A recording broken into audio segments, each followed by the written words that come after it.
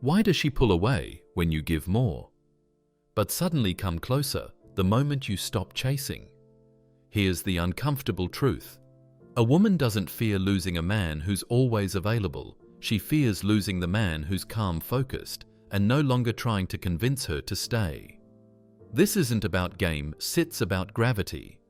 When your energy becomes rooted in self-worth instead of emotional reaction, she feels it.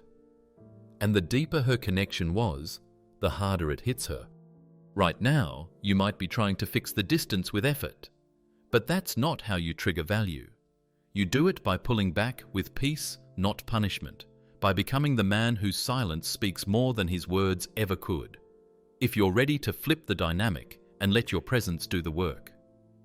Like this video, subscribe, turn on notifications and comment. My distance reveals my value. Number 1. The fear. She never admits why losing you should feel real. Imagine this, a flame in the distance, steady, glowing, quietly drawing every gaze. You don't chase it, you don't smother it. You're just pulled toward it, wondering what would happen if it vanished. That's how attraction works when it's rooted in presence, not performance. But here's the truth. The moment she stops believing she could lose you is the moment she stops trying to keep you. Not because she's ungrateful, but because the human mind is wired to devalue what feels guaranteed. And that's where most men fail. They overcompensate. They smother with praise. They become available at all costs. And in doing so, they lose the very value that made them attractive. The Stoic man knows better. Marcus Aurelius once said, "Just that you do the right thing. The rest doesn't matter." And in love, the right thing isn't always being nice. It's being clear, disciplined, and unafraid to walk away when your value is overlooked.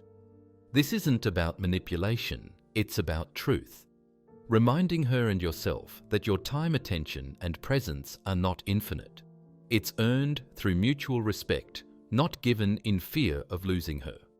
Because what happens when you stop overpraising? When you stop replying instantly? When you speak less and observe more? She notices the difference, she feels the shift, and more importantly, she starts to feel something. Most men never let her feel. The possibility of losing a man who knows his worth. That awareness wakes her up. It pulls her back. It makes her look at herself, not because she's wrong, but because she wants to rise to stay near you. And isn't that the point? You're not here to convince her. You're here to live so well that she fears missing out on the world you're building with or without her. This is the essence of Stoic attraction. Not pushing, not pleasing, but becoming a man whose absence leaves a void. A man whose value isn't shouted, is felt in his calm restraint, emotional independence, and ability to walk away without burning down the house. Let her feel the wind when your presence steps away.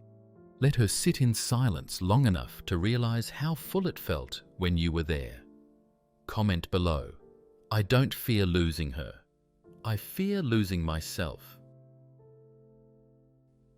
Number 2, why too much praise kills attraction, and how Stoic men use silence. Instead, compliments can build connection, but when handed out like candy, they lose their sweetness.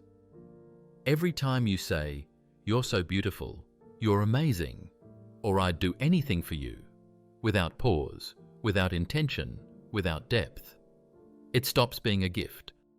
It becomes background noise. And here's the twist. Most men miss.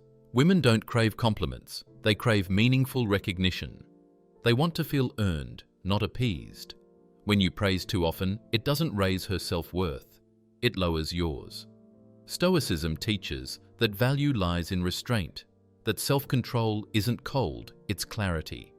Epictetus said, "Only the educated are free, and in love, educated men, emotionally educated men."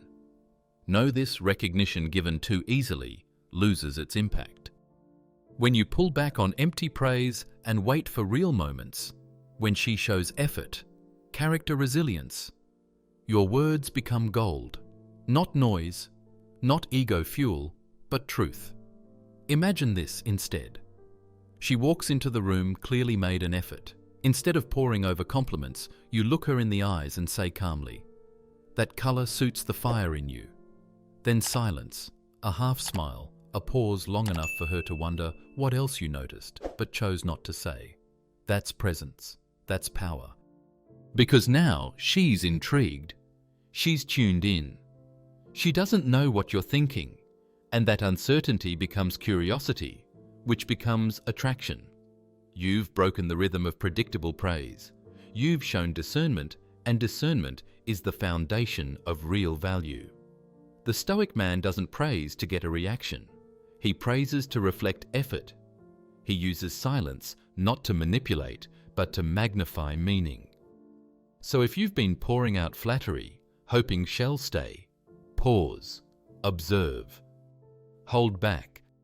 Let your words become a mirror, not a mask, and when you do speak, let it land like a thunderclap in a quiet room. Comment below. My words are rare and they mean everything. Number 3, why always being available makes you invisible and how Stoic men use distance to build value. Imagine a man standing on a street corner handing out diamonds. No lines, no guards, no price. People would grab them at first, but soon they'd pass by without care. Why? Because value without boundaries becomes invisible. That's what happens when you're always available. Modern love whispers the lie. If you love her, always say yes, always reply, always show up. But love, real love, doesn't grow in suffocation. It breathes in space.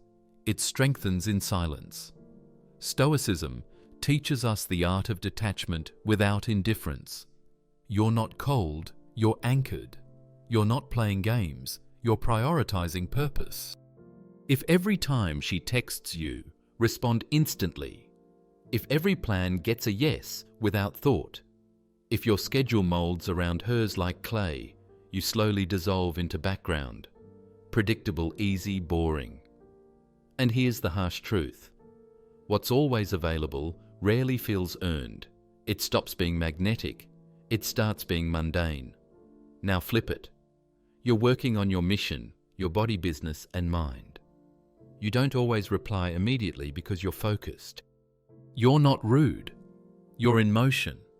And when you do respond, it carries weight. She starts to wonder, what's he doing? That's when the silence becomes a signal you have a life. And a man with a life is a man who commands respect, Seneca said. It is not that we have a short time to live, but that we waste a lot of it. Wasting your time in constant availability is disrespecting the one thing you truly own, your focus. So choose distance not to disappear, but to shine. Let her feel the absence that stirs her desire. Let your presence feel like a privilege, not a guarantee. And when you do show up, make it unforgettable. Comment below. My time is a gift. I give it wisely. Number 4. Let her see that you're wanted without saying a word. There's a moment when a woman looks at a man and suddenly realizes she's not the only one who sees him. And that moment, subtle as it may be, changes everything. It triggers something primal. Not out of insecurity, but instinct. If others want him, he must be valuable.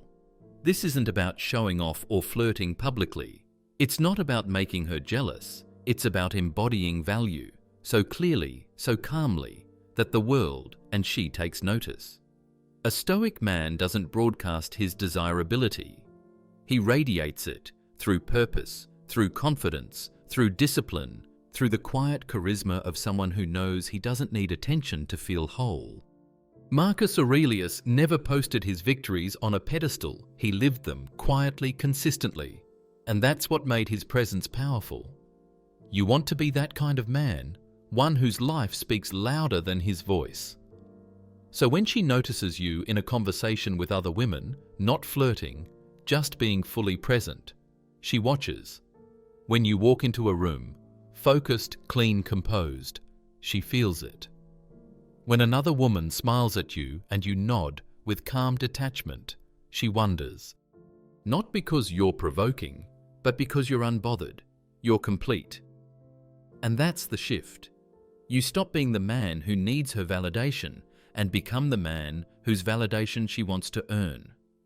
Not through mind games, through your centered energy, through your ability to remain calm when others would chase, to remain confident when others compete. This is not manipulation, it's magnetism, and the foundation of it all is detachment. The inner knowing. I choose who I allow close, and I never need to convince anyone to stay.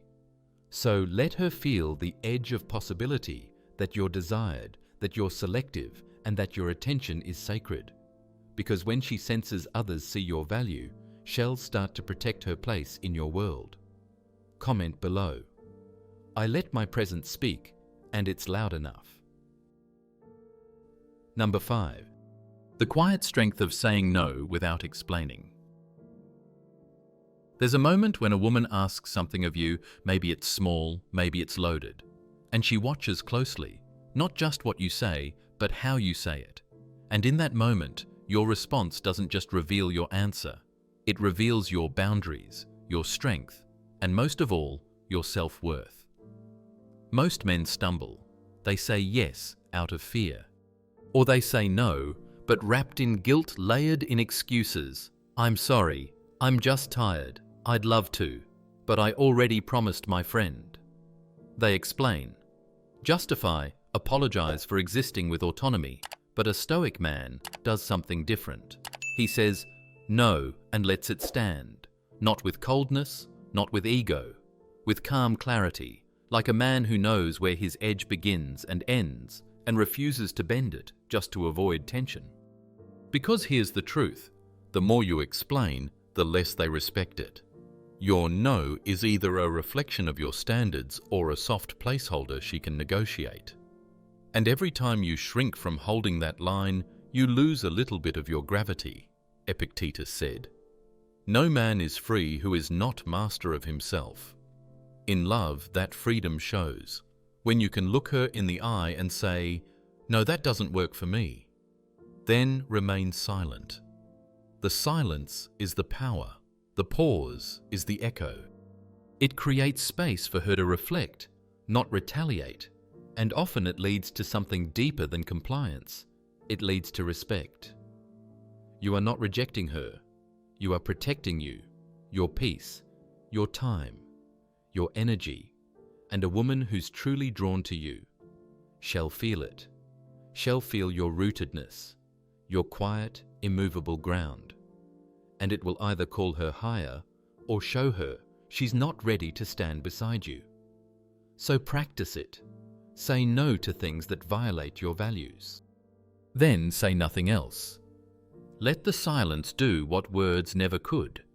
Because when a man can say no with calm confidence, he becomes the kind of man she can't manipulate, and that's the kind of man she never forgets. Comment below. I don't explain my boundaries, I live them. Number 6. When she acts entitled, let silence be the lesson. There's a moment in every relationship when she tests the waters. Maybe she demands your time without gratitude, gets upset when you prioritize your growth, or expects you to abandon your plans to meet her mood. It doesn't always come as anger. Sometimes it's a silent pout, a passive-aggressive sigh, or the cold edge of a withheld smile. Most men panic. They explain, they chase. They try to fix what was never theirs to carry. But the Stoic man knows you do not correct entitlement with comfort. You correct it with space. When a woman begins to feel she's entitled to your energy, not because she's earned it, but because you've conditioned her to expect it. The only language she'll respect is the language of withdrawal, not out of punishment, but out of self-respect. Marcus Aurelius said, "The best revenge is to be unlike him who performed the injury." In this case, the best response to emotional manipulation is not to mirror it, but to rise above it in absolute calm. Let her sulk. Let her throw the silent tantrum. You return to your focus. You continue your schedule. You lift, you read, you build, you detach without drama. Because here's what happens when you don't reward entitlement. She reflects. She feels the weight of your absence, not because you slammed a door, but because your silence says, "I do not entertain what disrespects my peace." And that message sinks deeper than any argument ever could. It tells her, you are a man of direction, not distraction. You are driven by purpose, not approval. You are grounded, and she will have to rise to meet you. The world is full of noise, but a man who meets disrespect with dignified silence becomes louder than any outburst. He becomes magnetic because he refuses to chase validation, and in doing so, commands it naturally. So when she acts entitled, don't respond, don't defend, don't explain. Withdraw with elegance and let her feel the quiet consequence of overstepping a man with boundaries. Comment below. I teach respect through presence and distance. Number 7. Walk away the moment you're disrespected and never look back. A line, invisible but undeniable, separates masculine strength from emotional weakness. And that line is crossed the moment you tolerate disrespect. Whether it's a subtle eye roll, a dismissive tone, or a direct insult to your dignity, it all points to one truth: she no longer sees your value as something to protect. Most men freeze in that moment. They rationalize. They negotiate. They think, maybe she didn't mean it, or worse, if I stay calm, she'll see how much I care. But here's the Stoic reality. If you have to beg for respect, you already lost it. The true test of a man is not how long he can endure, but how quickly he walks away when his self-worth is under siege. Because the longer you stay after she crosses that line, the less she believes you have one. Seneca wrote, "You act like mortals in all that you fear, and like immortals in all that you desire." When you stay in disrespectful dynamics, hoping they'll change you, act like you have infinite time, like your soul can take infinite hits. But you don't, and it can't. So what do you do when she crosses that line? You leave. Not in rage, not in theatrics, but with the quiet finality of a man who knows. This is the last time. No second warning. No long text. Just silence, distance, and presence in your own life, not hers. Because when you walk away from disrespect without looking back, you become unforgettable, not because you punished her, but because you reminded her of something rare, a man who doesn't need her approval to value himself. And if she ever circles back, it won't be because you guilted her. It'll be because your absence spoke louder than your loyalty ever did. Let your standard be this: if I am not respected, I am not required to stay. That's not arrogance. That's discipline. That's honor. That's the energy of a man whose self-respect is non-negotiable. Comment below. Respect is my minimum, not a reward. You came here looking for a way to make her miss you. Now you know she misses what she can no longer predict. When you stop over-explaining, when you stop trying to fix her confusion, when you become unshakably focused on your path, that's when her mind starts spinning. Not because you punished her, but because you removed the emotional safety net she thought would always be there. Now she's left with silence, space reflection. And in that space, she starts to feel what you felt. You don't need to make her jealous. You don't need to prove anything. You only need to return to yourself and let her feel the loss of your presence. If you're ready to lead through calm detachment, like this video, subscribe and comment. She feels it more when I stop trying. Stay grounded. Stay intentional. Because the moment you stop chasing is the moment she starts remembering.